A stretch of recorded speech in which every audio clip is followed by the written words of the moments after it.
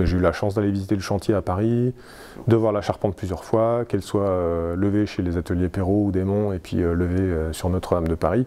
C'est vrai que c'est émouvant de voir toutes ces traces de hache sur le bois, quoi. Je m'appelle Martin Claudel, j'ai 36 ans, je suis forgeron taillandier. C'est-à-dire que je suis un forgeron spécialisé dans la fabrication d'outils tranchants. Je me suis spécialisé dans la fabrication notamment de haches qui servent à tailler des poutres à partir de troncs d'arbres, de grumes.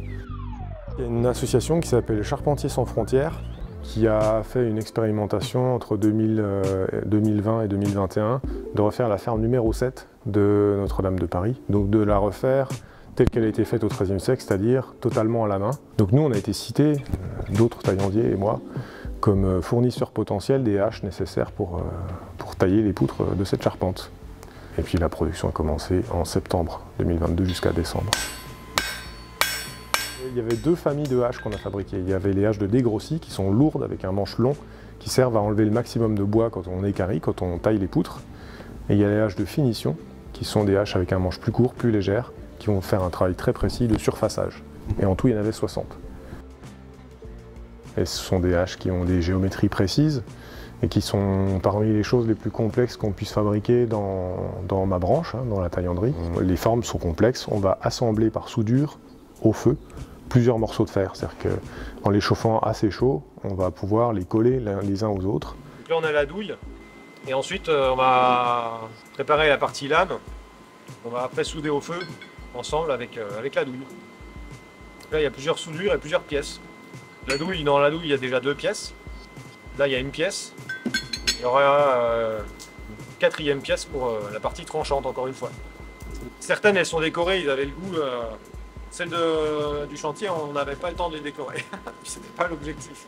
Toutes les haches qu'on a fait pour Notre-Dame, elles avaient plein de poinçons. Il y avait le logo de l'organisme public chargé de la restauration, c'est une cathédrale, c'est la cathédrale de Notre-Dame de face stylisée.